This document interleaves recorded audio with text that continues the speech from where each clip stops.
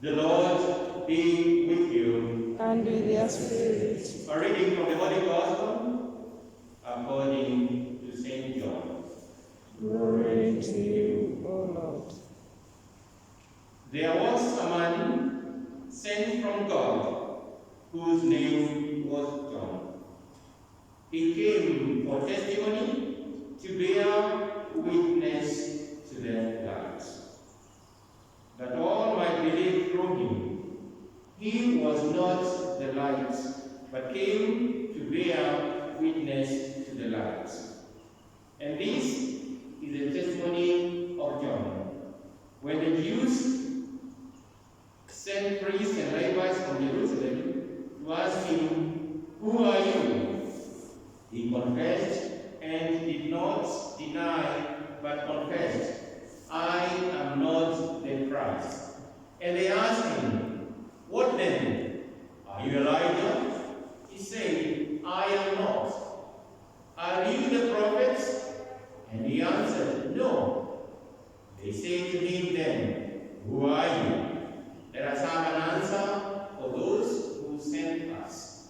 What do you say about yourself?" He said, "I am the voice of one crying in the wilderness, 'Make straight the way of the Lord.' As the prophet Isaiah said." Now, they had been sent from the Pharisees. They asked him, "Then why are you baptizing, if you are neither the Christ, nor Elijah, nor the prophets?" John answered them, "I baptize with water, but among you stands one whom you do not know, even who comes after me, the thorn of whose sandal I am not worthy to untie." This took place in Bethany, beyond the Jordan, where John was baptizing. The Gospel of the Lord. Praise to you, Lord Jesus Christ.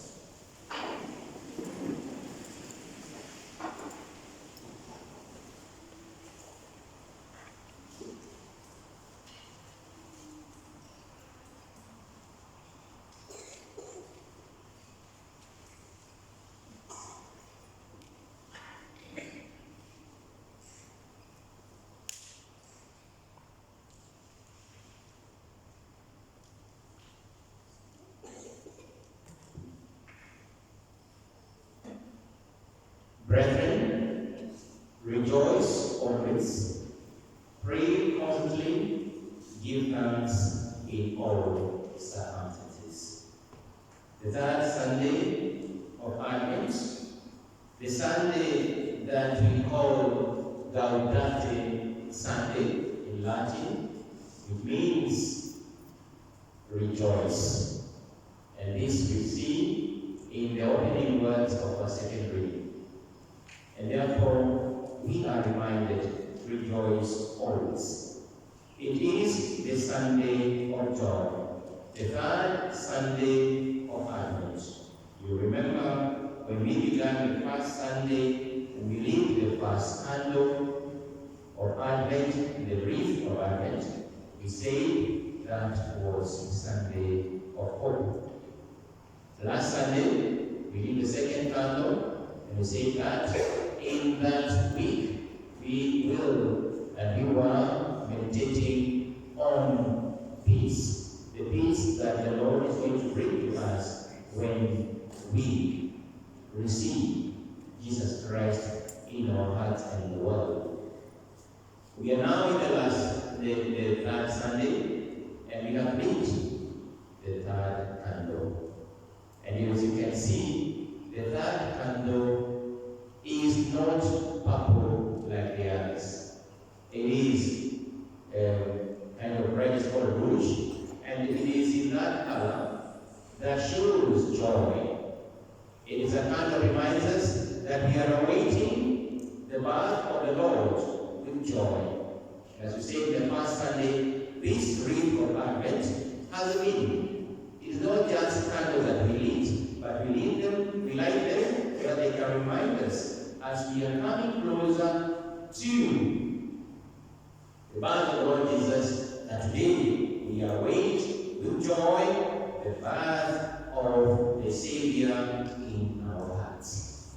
Remember, we read in the Epistle of St. Paul, writing to the Philippians chapter 4 and verse 4 to 6, we always say, rejoice in the Lord always, and again I say, rejoice. Yes, it is Sunday of rejoicing. And from our first reading, we see Prophet Isaiah prophesying a time when the children of Israel, when they were in exile, that a time will come when they will be liberated, when they will leave Babylon, where they had been taken exile by the Babylonians. That good tidings are coming.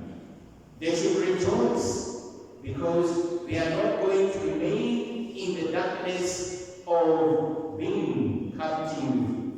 They are not going to remain away from the temple, away from the city of Jerusalem, the city that God had given them. And we are reminded again in our second reading from 1 Thessalonians chapter 5 and verse 24. Rejoice always. Rejoice always. Pray constantly, giving thanks in all circumstances. It is not just rejoicing, but also praying and giving thanks. John, in our Gospel today, chapter 1, and verses 6 to 8, and verse 19 to 28, is telling us about the story of one of the greatest prophets, the prophets of Advent, and it is John the Baptist. And he begins by telling us today, there was a man from God, whose name was John. A man from God.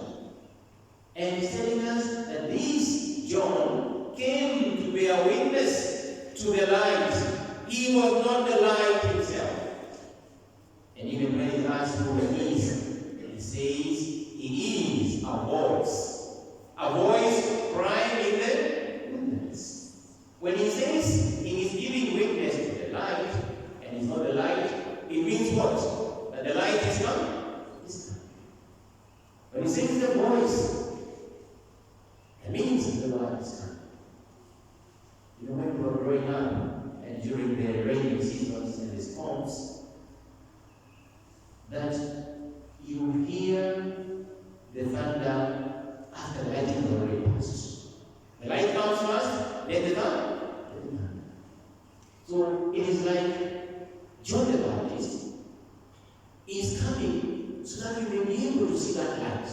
But that light is not going to flash like the thunder of lightning, or not going to be like his voice, not like one of thunder, but the voice is coming to bring in great tidings. And he is being a witness to the light. Remember, brothers and sisters, when we are baptized, we are called to be witnesses of the truth. And here, the truth here is God himself, Jesus Christ himself. And therefore, we and you are also called to be like John the Baptist, witnessing, bearing witness to the light himself, and that is Christ. John says without fear that he is not the light. The children of Israel, when they saw John and saw how he was baptizing and the way he was living his life, thought that now the Messiah has come. But because John was not a person who was self-righteous, he knew why he had come. That is why he says, no, I am not the one. And even at the end of our gospel today, he says, there's one who stands among us, who I am not even worthy to untie the thong of his sandals. Untie the thong of the sandals of one has a meaning in the Jewish culture. That if you untie the thong, then you free the person. You are above that person.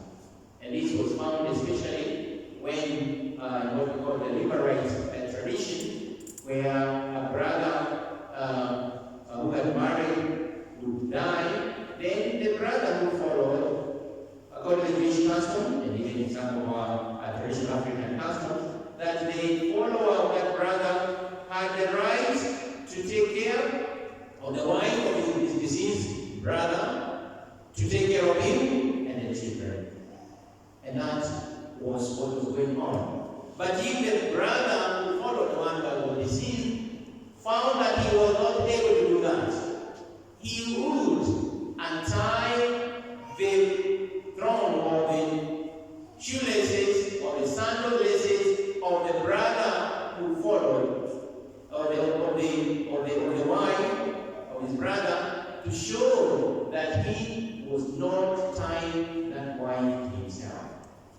So that this wife will now be free to be taken over by the next brother. And therefore showed that he was superior. He was able to untie her from that tradition of him being the one who was going to take care of him. Therefore, when John says that he was capable of untying the thongs of Jesus Christ, means that Christ is above him, and therefore he cannot have power over Jesus Christ. And when they question him, who are you? Very difficult questions. Who are you? What do you say about yourself? Why then are you baptizing? Those are very difficult questions. And sometimes these questions are also pointed to us. Sometimes somebody asks you, who are you? Who are you? You know, sometimes in a polite way, sometimes in a rude way. And these questions sometimes feel offenses. And many times we want to say who we are. Oh, I am a student in Indiana University. You know, you want to say you are because of what you are doing. Or I am a lecturer in Indiana University. Or I am doing this and the other. You want to say who you are by what you do. And many people want to do that. Even when sometimes they are not talking the truth. They want to say who they are by what they do. The others who want to say who they are by what they possess. Or who are you? Oh, I am the owner of this and this company. I'm the owner of this and this house. I am the owner of this and this car. I am the owner of this farm. By what you possess. Others want to say who they are by what they aspire to be, by what they want to be in future. But all these questions are important. But John the Baptist does not answer these questions pointing to himself. He is pointing to the one who is giving witness to. And Jesus Christ himself answers these questions for John the Baptist. Because John says, I am not he. But he does not say that Christ is the Messiah. It is only later on, towards the end of John the Baptist's ministry, when, in some of the Gospels, when he baptizes Jesus, and he tells the people who are around, behold, the Lamb of God. But during the times, he said, I am not him. I am not the one. I am not capable of untying the sandals, the thongs of the sandals. But Jesus Christ himself answers who he is, who John the Baptist wanted to say he is. If we read from the Gospel of St. Luke, chapter 4, and verses 16 to 17, which echoes the first reading of today, Isaiah chapter 61, and verse 1 to 2, we shall find there Jesus Christ going in the synagogue one of the Sabbath days, and they gave him the scroll, and he opened prophecy of Isaiah. He went up the place where it is written, as we read today, the Spirit of the Lord is upon me, because the Lord has anointed me to bring the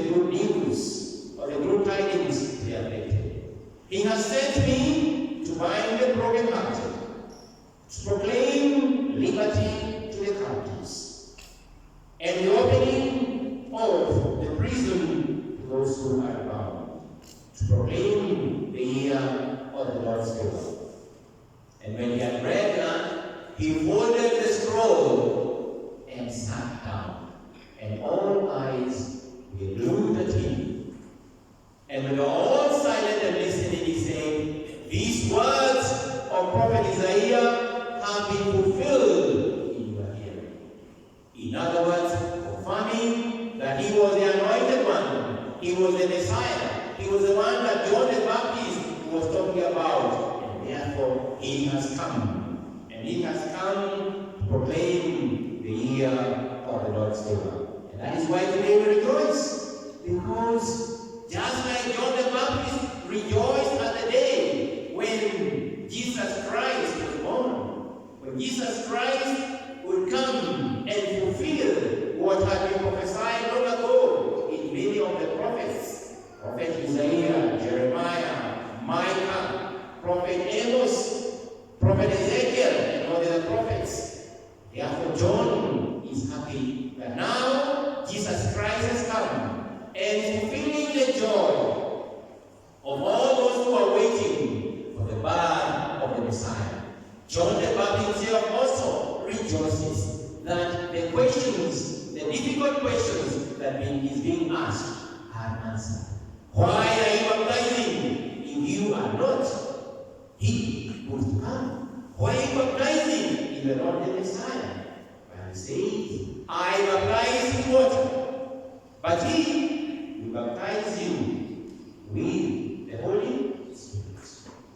Yes, John, as the voice, rejoices when Jesus Christ is born, when Jesus Christ begins his ministry, because all these questions that we are asking him are now answered. We see another prophet or prophetess who is a very important prophet in this season of Advent, Mary, our mother, rejoicing at the birth of Jesus, rejoicing when she is carrying Jesus in her home. Remember when she received the message of the birth of the Lord, she was also told that her kinswoman Elizabeth was also with child. He who had been called barren for many years was now awaiting the birth of a child. And what did Mary do? Mary went with haste to the hill country of Judah. And there met Elizabeth. And when Elizabeth pronounced the beautiful words that we use today in the prayer of the Hail Mary, and blessed is the womb that is bearing the Son of God. Blessed is the one who is going to be born by the given birth by you. Blessed are you among women. Mary did not just start boasting, but Mary sang. She broke into a dance. The one that we have responded today in our responsorial psalm, of course with different words. And this is what we call the Magnificat. The one that we are familiar with is the one that we sing many times. Moyo wangu unamtukuza na roho yangu inamshangilia Bwana Mungu wangu. Why? Because the Lord has found favor with me, and now I'm able to rejoice, not on my own account, that what Mary said, but because God has done what he promised to do long ago, that the Son of God has taken flesh. The Son of God will be born into the world. And when he is born, there will be joy. There will be joy. Remember, at this time of Advent, we are not seeing the Gloria, because we are giving it to sing on the night of Christmas.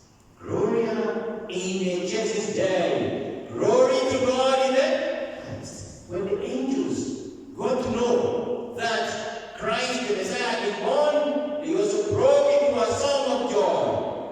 And Gloria is the song of joy, that the Lord is indeed born. The darkness of sin has been dispelled. The exile, just when the exile of Israel was going to be over, our exile of living in sin over. Yes, He is going to come and dress our wounds. Where we have been hurt, He is going to come and console us. He is going to come and make us rejoice that He is there with us. Remember at one time, Jesus Christ was asked, "Why are your disciples not fasting?" What did He say? "How can the guests fast when they are with the bridegroom?" So Jesus Christ, who is the true bridegroom, is born, and therefore we rejoice. And listen to our first reading, the second paragraph of our first reading that says, "I will greatly rejoice in the Lord. My soul shall exult in my God. Why? For He has clothed me with a garment of salvation. He has covered me with a robe of righteousness, as the bridegroom decks himself with a garment, and as a bride adorns herself with her jewels." Yes, it is the wedding feast of the Lamb. That is why we rejoice. And Christ says, the guests, which is us who believe in Him, cannot fast when He is with us, because it's a moment of joy. And that is why today's Sunday is very important. The Sunday of joy, the Sunday of rejoicing, the Gaudete Sunday. We rejoice. But we don't rejoice with smiles and laughter.